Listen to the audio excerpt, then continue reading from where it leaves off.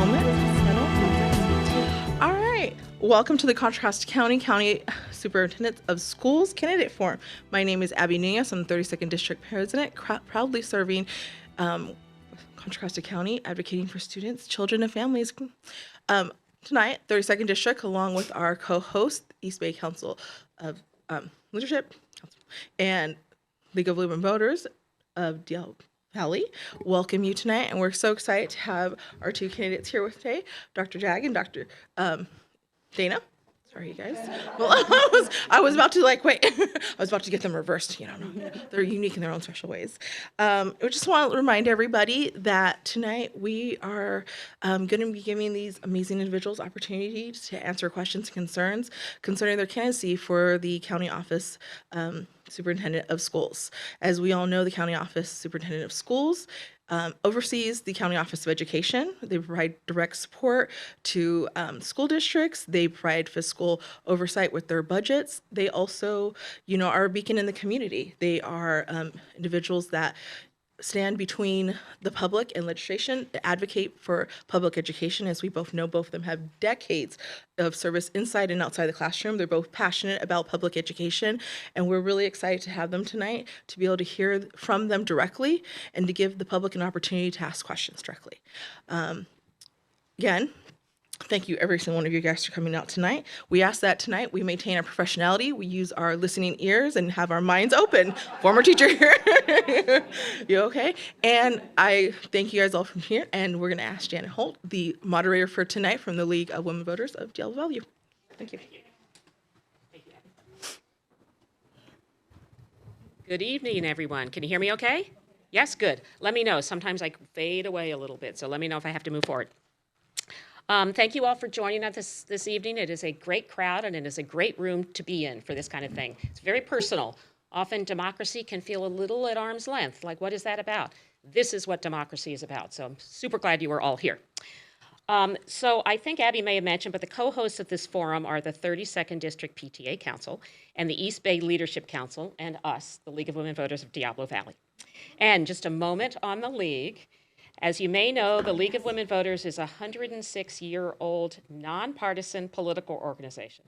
And by nonpartisan, we mean we never ever oppose or support candidates. That's not what we do in all of those 106 years. We do, though, take positions on issues now and again, which we care about a lot. I'll talk about that in a second.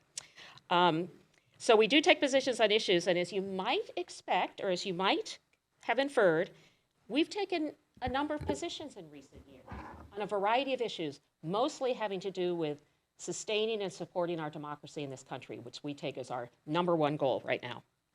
If you would like to learn more about the League and join us in some of our initiatives, I have to say we're not just women. We totally invite men. We have men on our board. We have men as members. My husband is a member. Many of the husbands are members. Please visit our table outside the room. You may have already spoken to Mary, and she's right in the back there now, and she will have information on the League if you would like that. So tonight, the League is here to fulfill one of its very key missions, and that is to educate and inform voters in a space that is civil, free, and free from bias. My name is Janet Hoy, and I'm a member of the Diablo Valley League, and I will be your moderator this evening. The purpose of this forum is to present to the community the candidates who are running for the position of Contra Costa County Superintendent of Schools. And although Abby mentioned it, I'm going to go through a few more of the functions of the county superintendent, because it is a big list, and I think it's worth listing again. So the Contra Costa County Superintendent of Schools serves as the CEO, the Chief Executive Officer of the Board Office of Education, overseeing a wide range of services for over 160,000 students. That's a lot of students in the county's 18 school districts. So a lot of school districts, big county. Their responsibilities are fiscal oversight, monitoring individual school districts' budgets, educational programs for students with special needs, very important part of what they do, support for professional development, and serving as a liaison to the California Department of Education are just some of the duties of this role. These folks are doing a little interview with you guys for a really big job. This is a big, big job. So you can see we have just two candidates here today. So determining the order for the opening and closing and who gets the first question was reasonably easy. They both said, oh, it doesn't really matter to me. We can flip a coin or whatever, so we figured that out. So we're going to alternate. Once we get to the questions, we will alternate back and forth who gets to answer the question first. Each candidate will have 1.5 minutes for their opening and then closing statements, and 1 minute for each in response to each question. And we have 2 folks from the league here, Allison and Valerie, who will hold up a orangey yellow sign, warning sign. You have 15 seconds left, just like that. And then when they get to the end of their 1.5 minutes or 1 minute, it'll say stop, so that they will see when they're closing out. Each candidate is also given the opportunity for 2 1-minute rebuttals during this program. Candidates must limit their rebuttal statement to correcting any mis or disinformation that their opponent has made. Let's see, we already talked about that. Personal comments about opposing candidates are not permitted. Any statements about opposing candidates must be verifiable in the public record. A vote, a public statement, contributors, contributions, etc. Nothing personal. If you have a question for either of those candidates, please write it on a 3x5 card and raise your hand, and we will come and collect them. I can see we've already got some questions here, and I have some questions to kick this off, so we'll start with those. Questions are going to be screened by these folks right here to make sure that if there are multiple questions around the same topic, they get sort of consolidated so that we're really efficient with our time. And questions must be posed to both candidates, not individual candidates. So we want to be really careful about that. So if we get a question that is for one or the other of them, we will not be asking that question. Or if we can generalize it for both, we will do that as well. And I should tell you, Dr. Jag will be addressed as Dr. Jag, and Dr. Eaton will be addressed as Dr. Eaton, just so you know. Let's see. Since this forum is being recorded, we ask that you silence your cell phones. And we also ask that you do not film or record tonight's program, and please refrain from cheers or applause during the Q&A in order to be respectful of everyone's time and to know that that creates a lot of background noise in the recording. So please be aware of that. Thank you in advance for your cooperation. So we will kick this off now, and we're going to kick it off with a 1.5 minute opening statement, and we're going to start with Dr. Jag.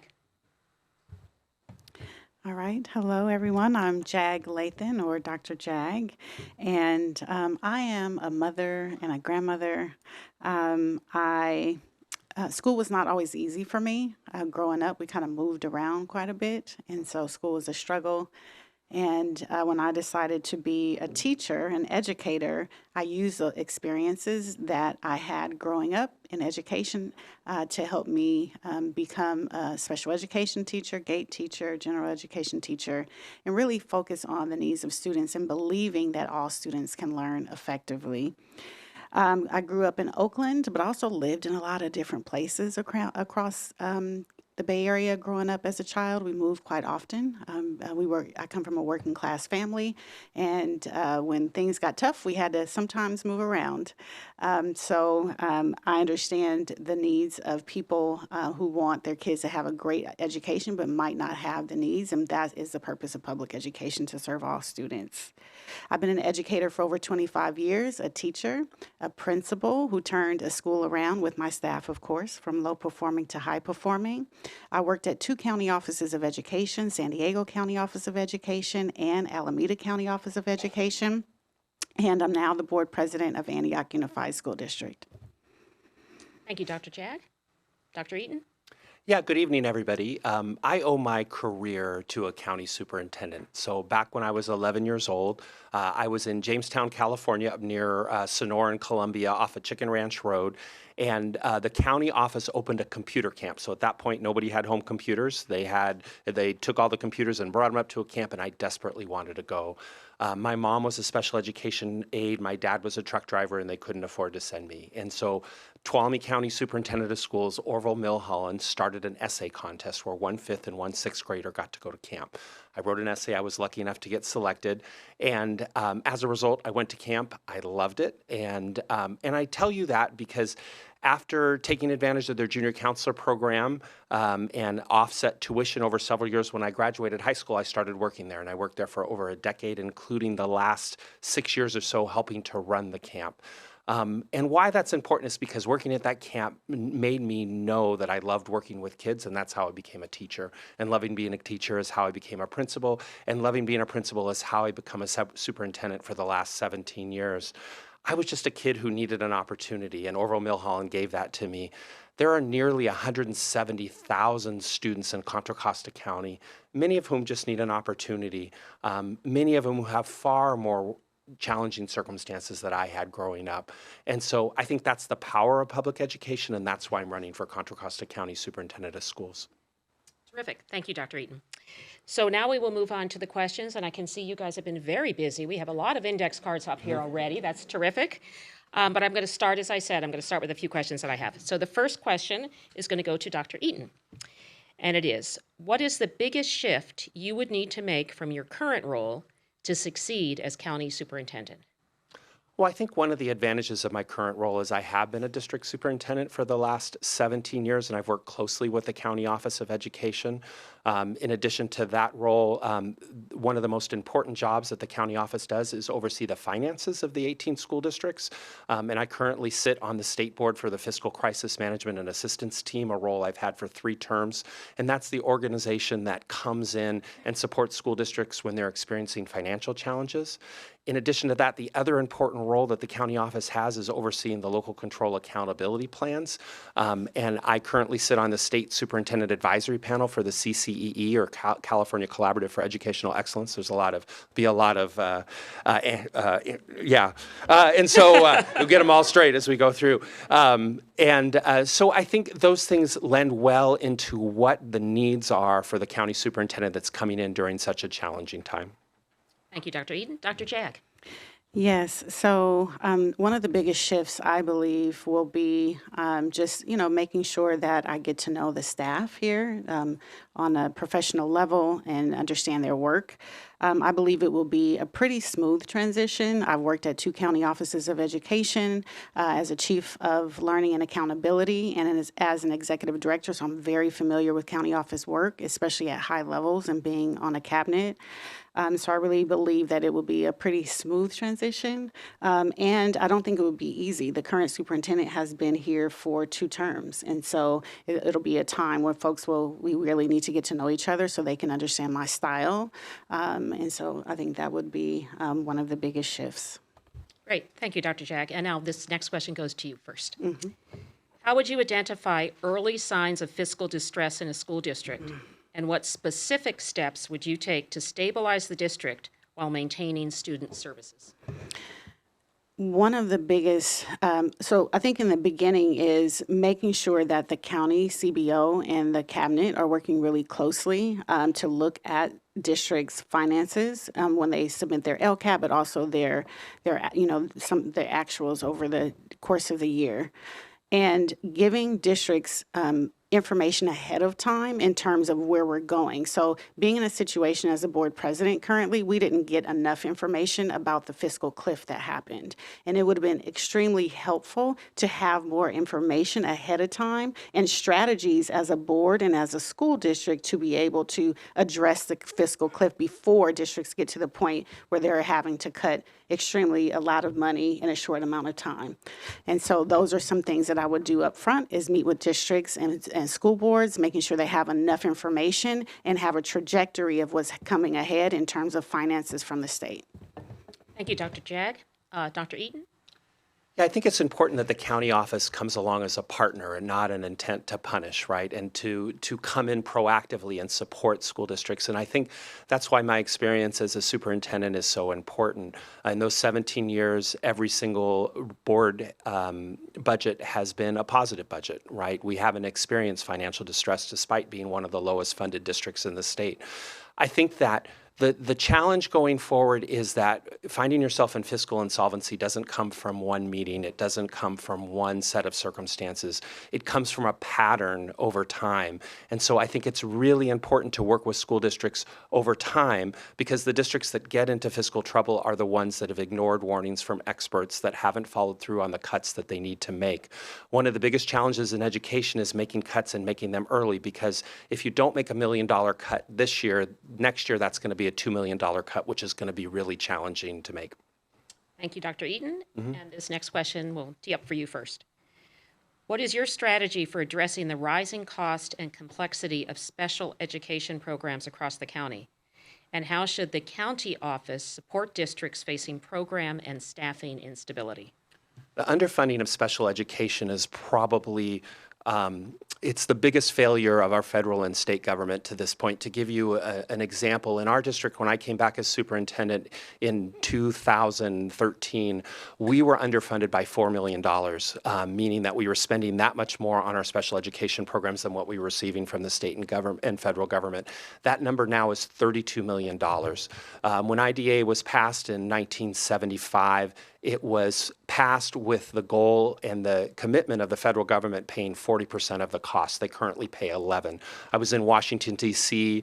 About 4 weeks ago, continuing to lobby on that effort. One of the roles that I play in the state is I'm in my second year of an elected term. I am the state superintendency council president for the 1,000 superintendents that are in California. And so I do a lot of advocating on behalf, and that's going to be a critical role because school districts can't solve this problem alone. They need the help from the federal and state government to fund special education appropriately.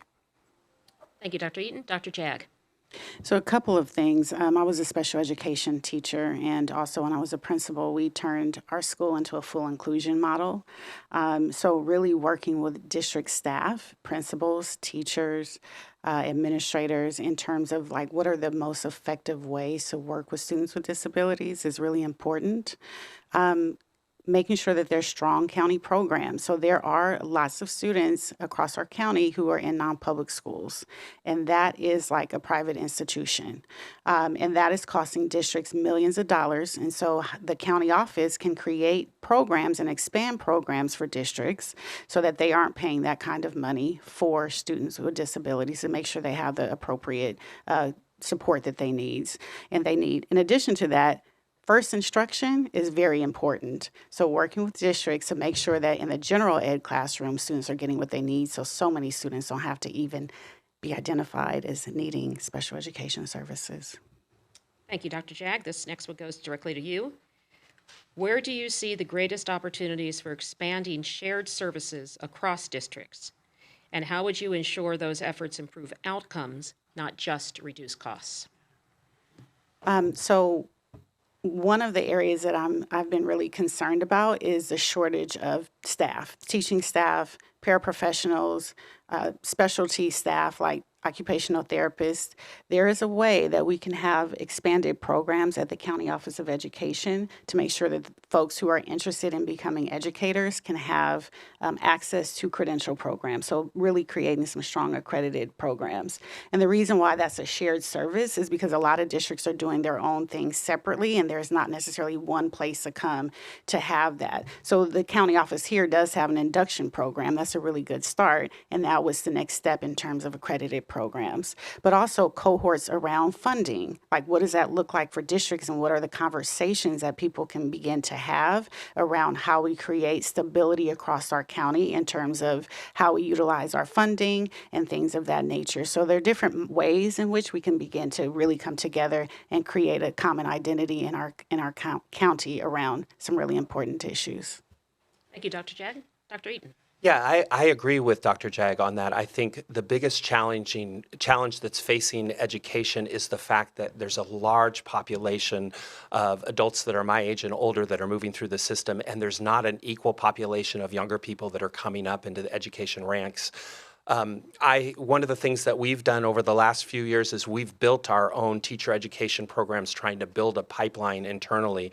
One of the things that I'm really proud of is this year we're starting a program where we're helping our instructional aides become special education teachers, because oftentimes that's a huge untapped potential of very skilled and very talented people who just need support in getting there. And so I agree, and I feel like I'm in the best position because of the experience I have building those programs to be able to bring them to the county office. Thank you. And Dr. Eaton, this is for you. How would you define the appropriate boundaries between the county office and local school boards, especially when you believe a district is making poor decisions?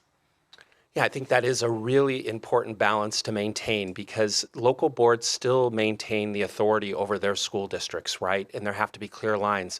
I think in in the 30 years that I've been in education, I don't think I've ever seen more challenging times around fiscal challenges for districts is a good example. And so I think what's critical for the county superintendent to be able to do is to be proactive and be transparent and be as early as possible. And so that it's fair that everybody in the community have the same information about what the challenges are. If the school board decides to go a different direction, then that's ultimately their choice, and there may be ramifications for that going forward. But everybody's owed the truth, and I think the county superintendent is the one that has to bring that truth. Terrific. Thank you. Dr. Jag? Yes, so as a current elected official, school board president of Antioch Unified, I would say what could be helpful is having kind of training, professional learning around governance, around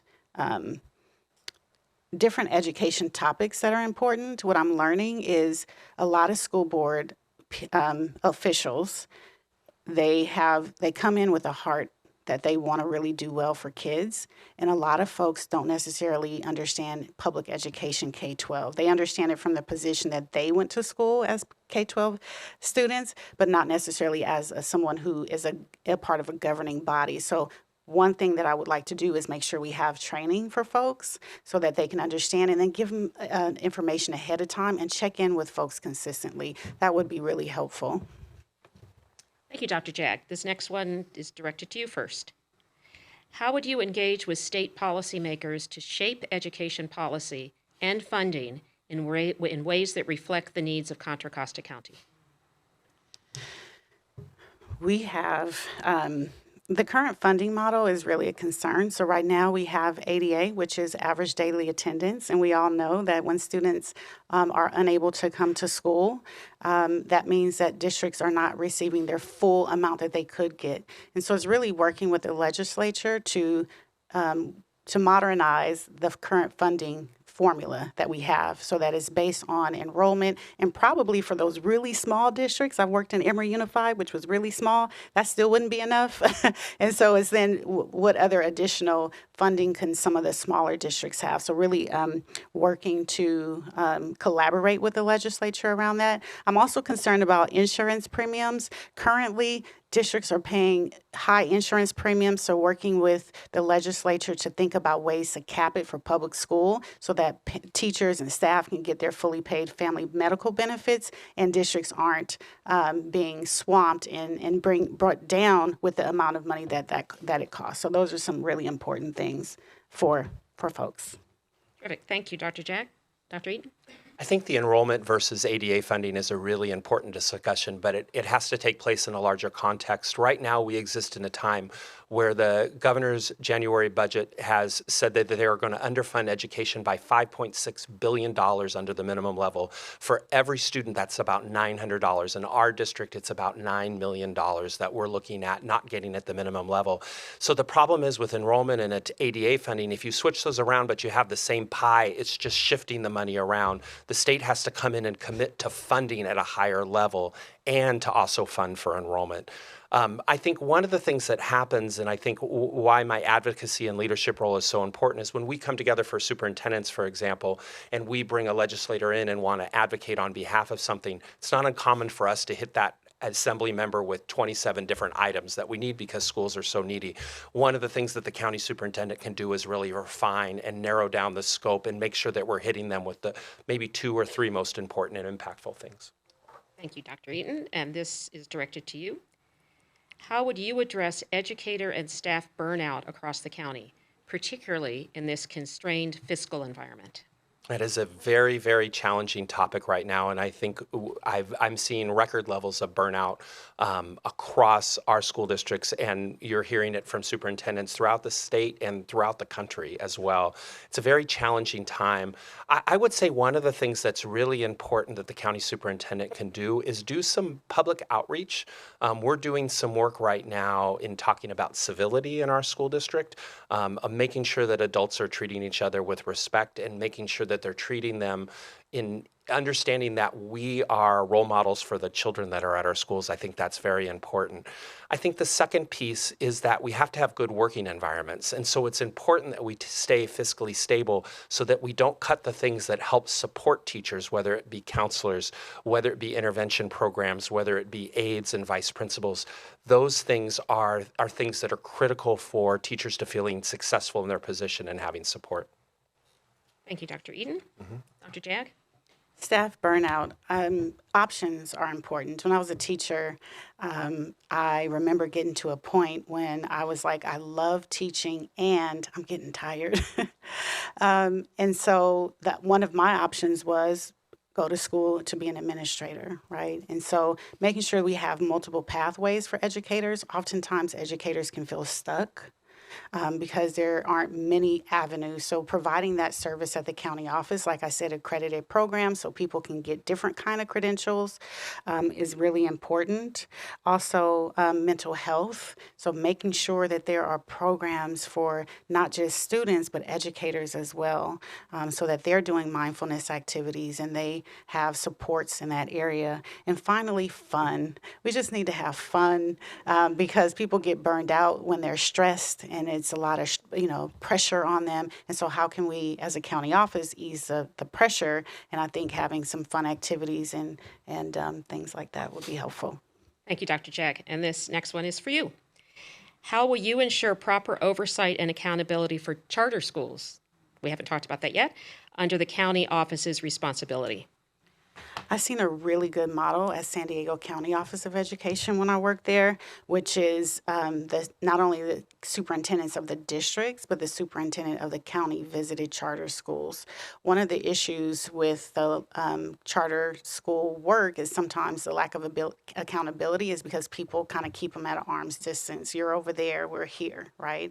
And so how do we, making sure we have some kind of system where we're actually going into schools consistently, monitoring student outcomes and making sure that we're giving feedback.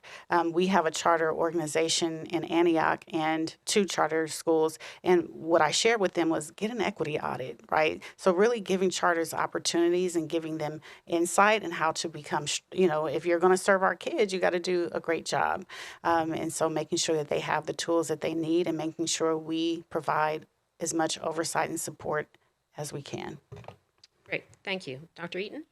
I don't really know how to do anything except all in and hands-on. When I was a teacher, rather than sending a letter home to my parents letting them know that I was going to be their child's teacher, I walked out and knocked on every door and introduced myself about a week before school.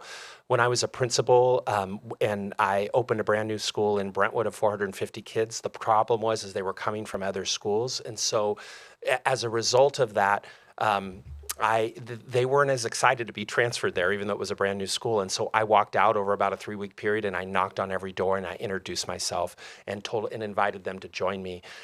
I say that because I think that's the same approach that a superintendent has to take with charter schools, is you have to be out and involved in the school. You have to understand what's happening. It's important to read the reports. It's important to see what's going on. It's important to make sure they're holding to their metrics, but it's also important to triangulate with your own eyes and talking to people and students at the school. Thank you, Dr. Eaton. Just a quick question. How many charter schools do we have in the county? I have 23. 23. Okay, thank you. Dr. Eaton, this next one is for you. This is my question. What are your thoughts about schools choosing to ban cell phone use during school time? Is that one to me? Sorry, I got lost. Yes, that's Okay. for you. Yes, That's for you. all right, I'm sorry. Not trying to throw you off.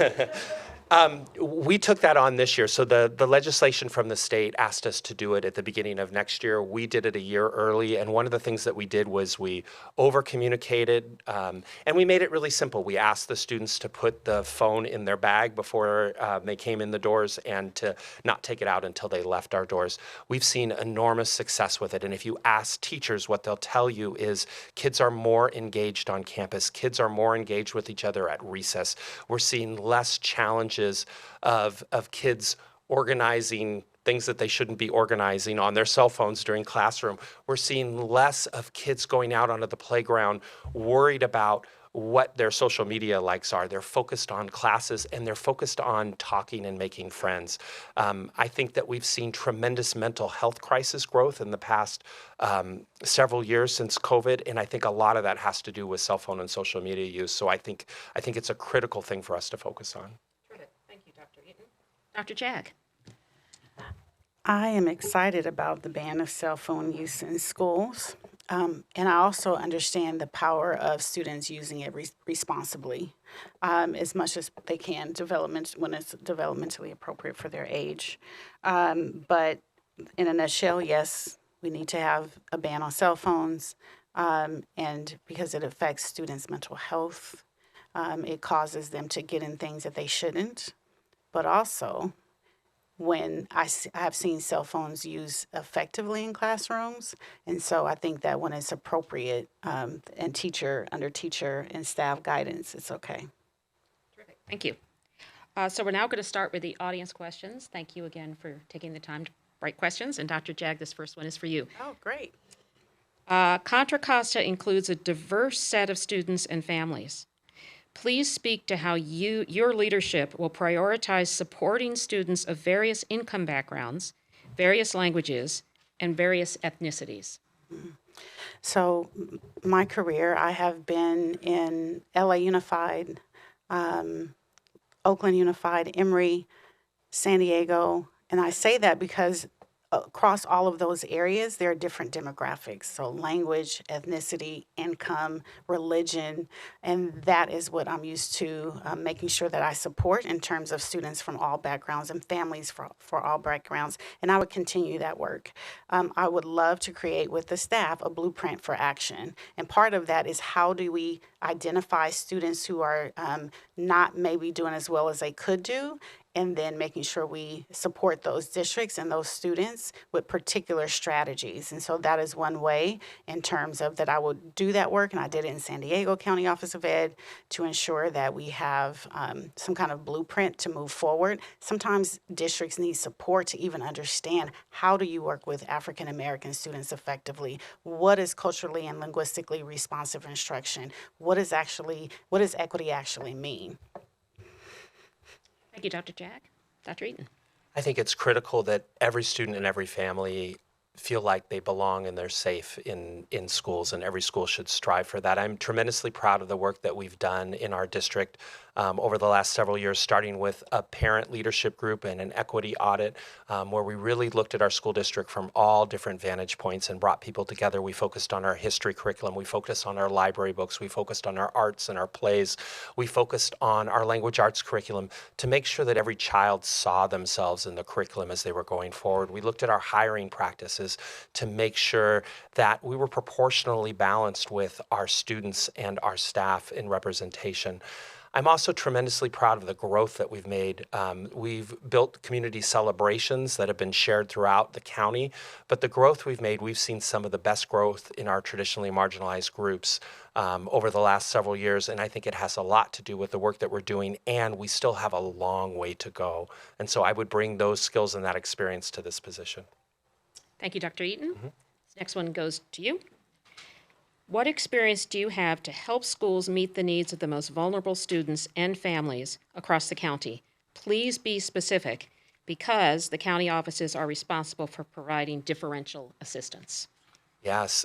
So one of the most important things that the county office does is oversee the local control accountability plans for each of the schools, which directs the funding for what we in education call our unduplicated students, which are the students that are English learners, the students that are below the poverty line, the students experiencing homelessness, and students experiencing foster care. It's very important that the county office pay very specific attention to what are the strategies that support each of those student groups, because you have to apply the money to meet the strategy, and you also have to make sure that you're providing something that will show a result, and so there has to be a metric included. So I have tremendous experience with that.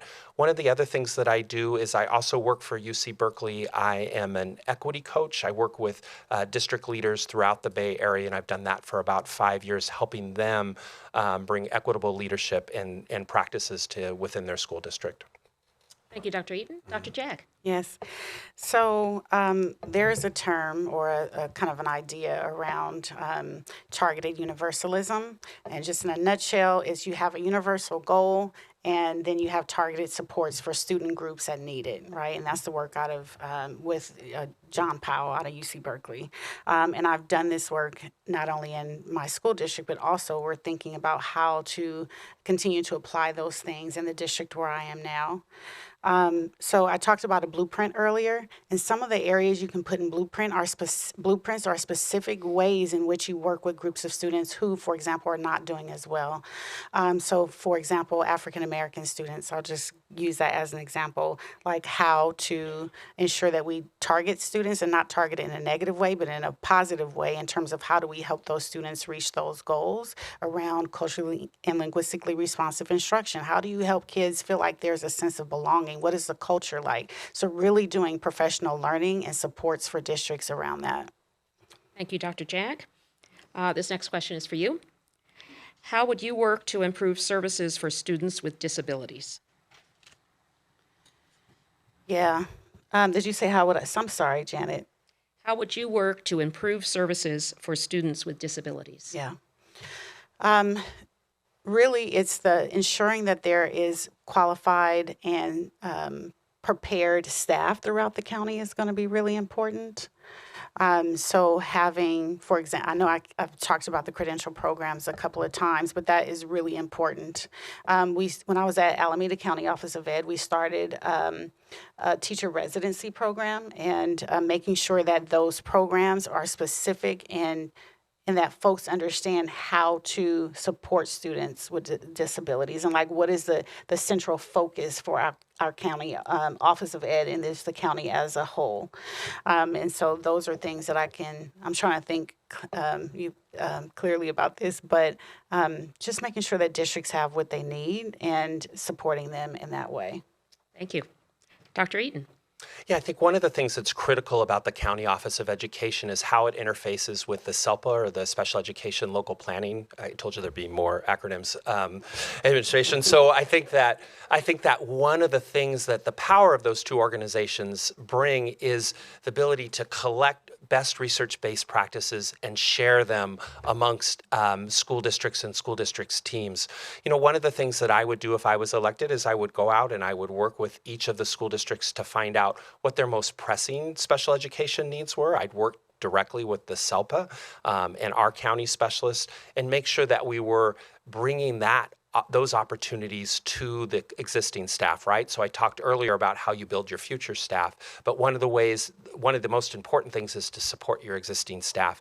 If you've ever been in a special education classroom, you've never seen a teacher that works harder than a special education teacher, and they deserve our support, and we have to make sure that we're providing that to them. Thank you, Dr. Eaton.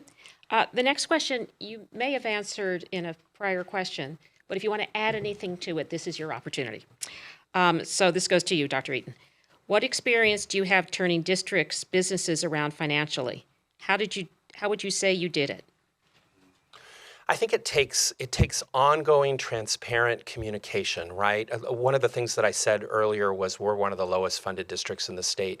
And why that's been challenging is when you're funded in the bottom 10%, it's hard to compete with your neighbors for salaries, for programs. And so we've had to work very strategically to try to make the most out of the dollars that we have. And so one of the things that I do regularly is budget presentations. I do newsletters that go out to the community. We do presentations at our board meetings on a regular basis. And transparency is your friend here, right? Because the challenge isn't with most local districts. The challenge is at the state level with where the funding is lacking. And so it's important to be able to use that sort of communication, to be able to use that sort of transparency to communicate up to the state level and to bring the stories of the challenges that you're facing as a result. Thank you, Dr. Eaton. Dr. Jag. Yes, so right-sizing a district and being efficient with funding is really important. So ensuring that those are the conversations with districts in terms of what they are experiencing. We have districts in our county that are, don't get as much funding from the state, so community-funded districts, and then you have districts like the district where I'm in, where it appears that we get more than a lot of other districts, but we also don't have a lot of community funding from like wealthy donors or anything. So there are some trade-offs there, but I believe it's just connecting with districts, talking to them about it, and right-sizing the district according to what the funding is that you're getting, and then again, making sure that we are advocating at the state level with the legislature for a different type of funding model. Terrific. Thank you, Dr. Jag. This one goes to you and is a special ed question. Special education families are often told everything is fine, while services, supports, and trusts are falling apart. As superintendent, what will you do when districts say the right things publicly, but families are living a very different reality? I was a special education teacher. My son also had an IEP. And it can be very challenging when a district may feel like they're doing the right thing. And I believe a lot of districts do believe they're doing the right thing. And teachers believe they're doing the right thing. But ultimately, it's the outcomes that you're looking for. Not only satisfaction from parents and community and students, but the outcomes of students. An IEP should not feel like a death trap. Like you have an IEP and that's the end of it. It should be there as a support to help students, to help them to kind of, find their way in which they can be more independent in their learning, because once they graduate high school, that's it. And so it's really looking at the outcomes and supporting districts to think about, are your outcomes actually connected to what you want for your students? Thank you, Dr. Jack. Dr. Eaton. I think it's important to really think about the county office structure, right? Because the county office's role isn't to come into individual districts and tell them how to run their special education programs, but they do play a critical role in helping and supporting with systems that support students, that support parents. And so one of the things that I would do with my experience is be able, if I was hearing those kinds of concerns, is to sit down with the leadership of that district and talk about how we could support them and talk about how they could have effective systems and structures in place so parents feel supported, so parents feel heard, right? Are there times for parents to speak to special education leadership outside of a traditional IEP? Like, when are those opportunities taking place? I think that it's really critical that the County Office of Education also set an example in how they handle their own programs, right? So how we are communicating with parents in the programs that we hold need to be a model for school districts as well.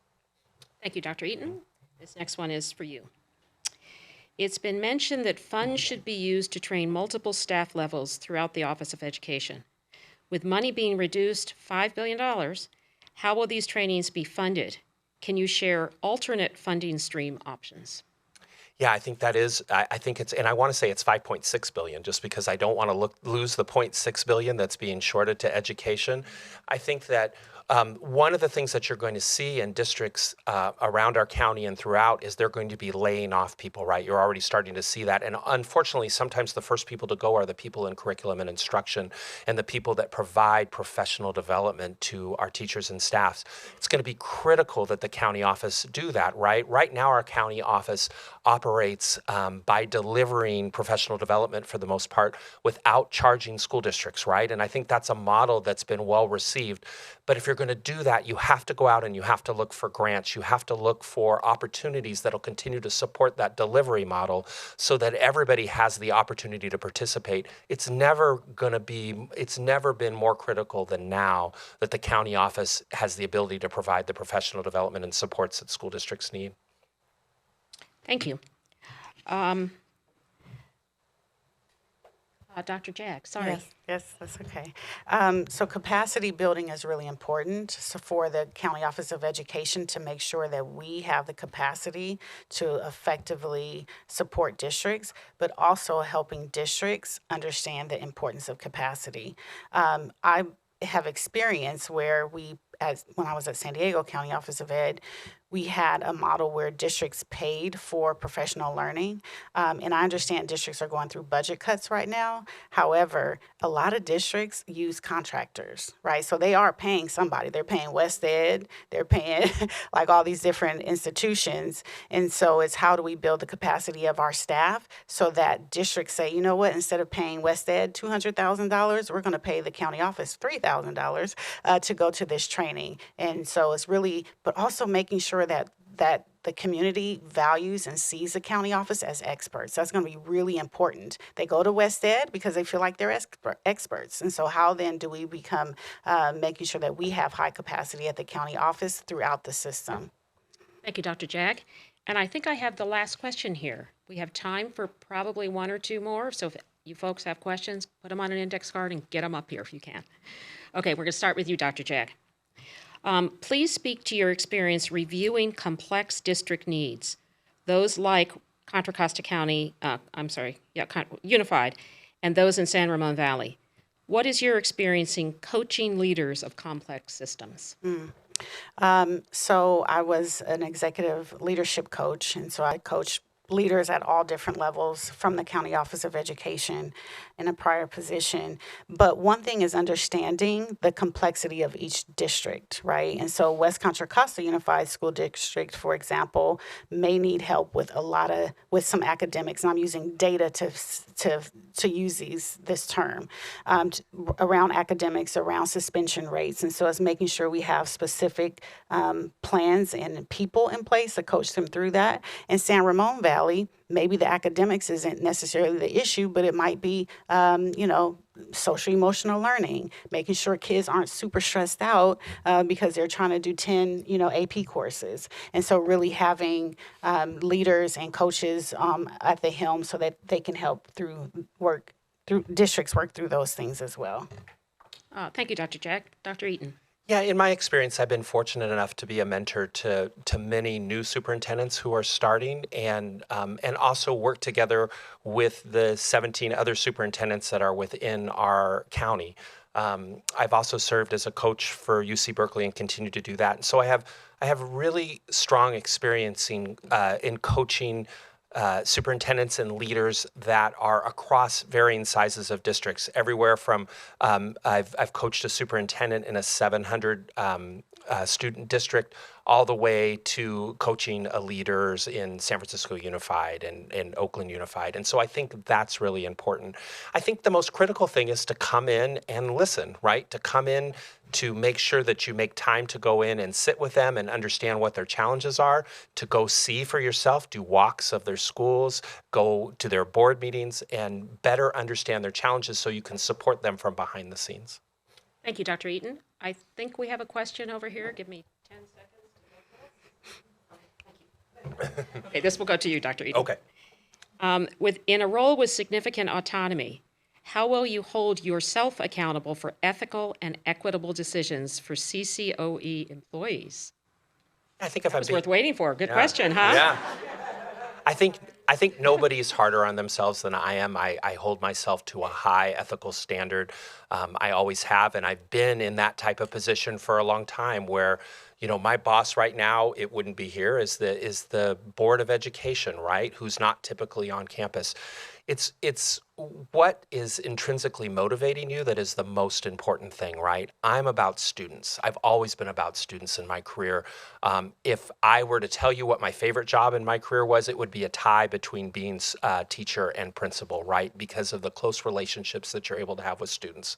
And so I think if you're a leader, and especially if you're the leader of the Contra Costa County Office of Education, your number one focus has to be the well-being of each and every student that you serve, right? And that's what would guide my decisions. That's what's always guided my decisions, and there's no reason why it would change. Thank you, Dr. Eaton. Dr. Jack. Can you repeat the question, please? Yes.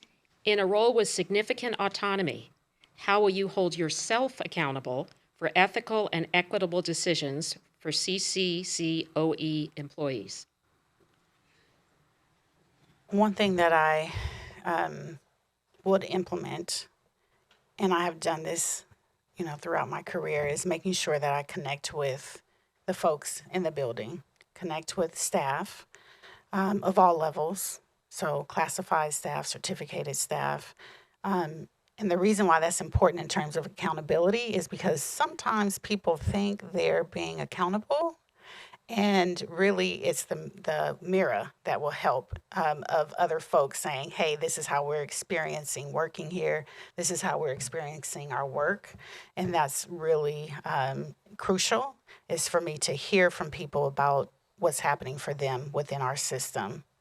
Additionally, just my integrity over my career.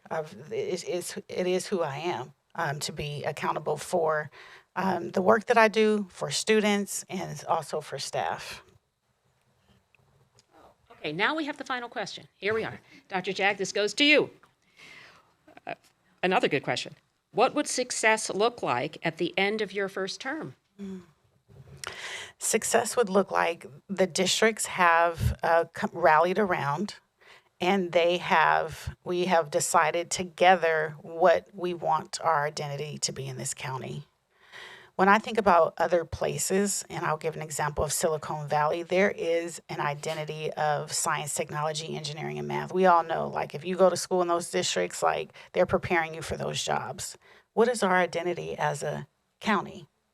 How do we wrap ourselves around that, creating a blueprint where all the districts say, we want to focus on literacy, or we want to focus on STEM, or we want to focus on whatever it is, and then we build our programming around that so that we can best serve districts. So really, the best 4 years would be to have a clear identity and a path forward for districts, and we can see the outcomes on the dashboard. Literally, we can see all districts rising together around those areas. Thank you, Dr. Jag. Dr. Eaton. I think success for me would look like some of my key initiatives would be coming to fruition. So several things are very important to me. I want to expand the work that we're doing with early literacy so that every child's a reader. I want to expand the support that we're offering school districts around mental health. I think it's one of the biggest unmet needs that we have out there, and we need to make sure that students are experiencing more mental health supports going forward. I want to expand the quality of the teacher and classified support and administrative applicants that we're getting into our county. We want to make sure that Contra Costa County is a destination district to attend. And then finally, I would say that I want to make sure that all of our students, even our students that are typically marginalized, are receiving the supports that they deserve. And so obviously we're not going to solve all those things, but I want to see steady progress in that direction going forward, and that would make me feel like I had a successful first term. I think you have to look at it by how students are doing. Thank you, Dr. Eaton. We're going to move on to the closing statements. I'll have a minute and a half for that. But before we do that, I would just like to give a round of applause to our two candidates in advance.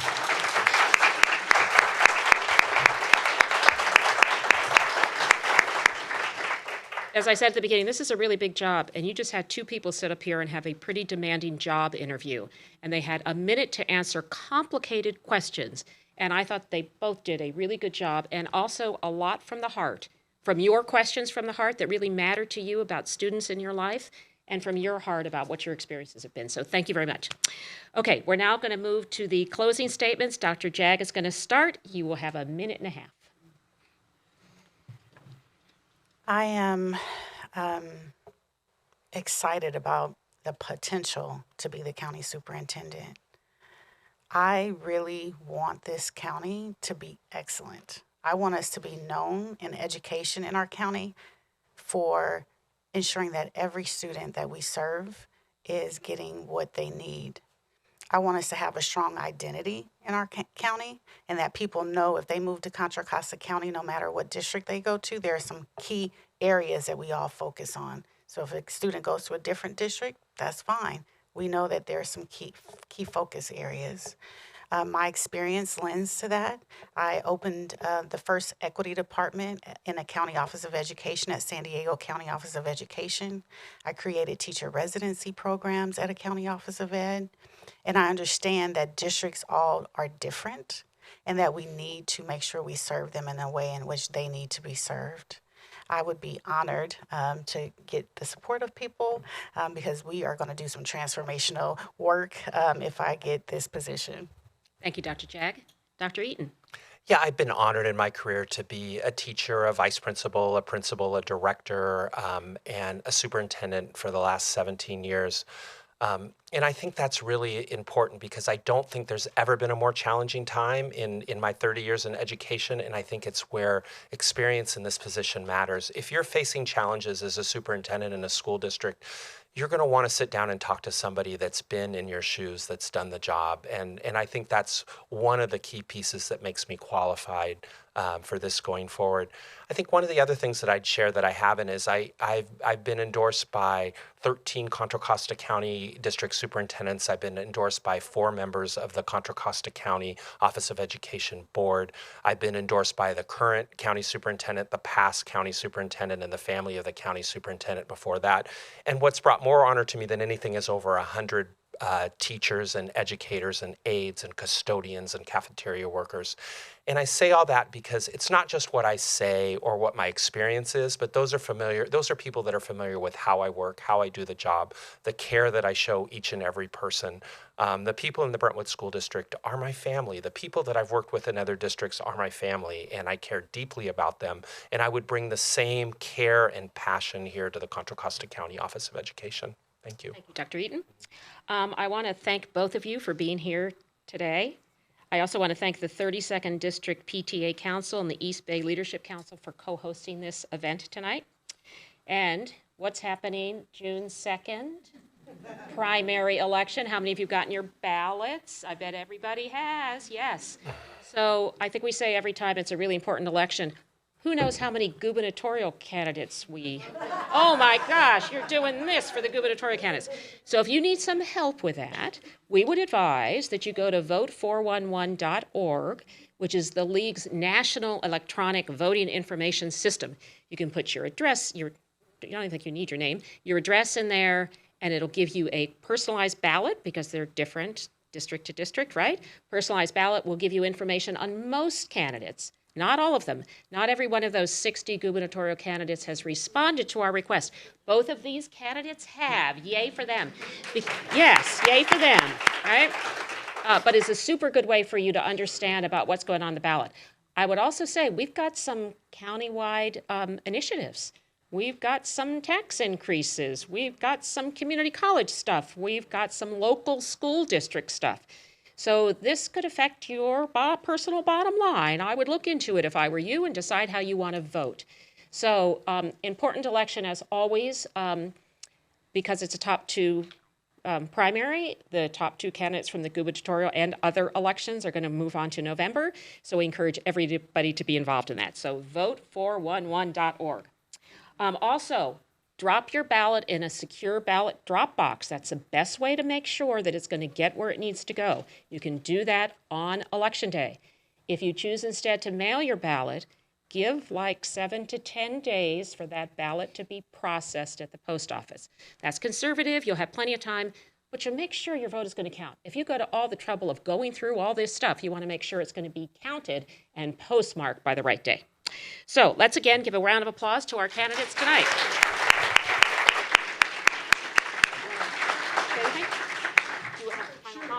No, I'll just close this out. Okay, yes, please, please do. Can we give it up for Janet, our lovely moderator and the League of Women Voters? Very quickly, I know there's no place that anyone here would rather be on a Friday night than talking with lovely leaders of our education system.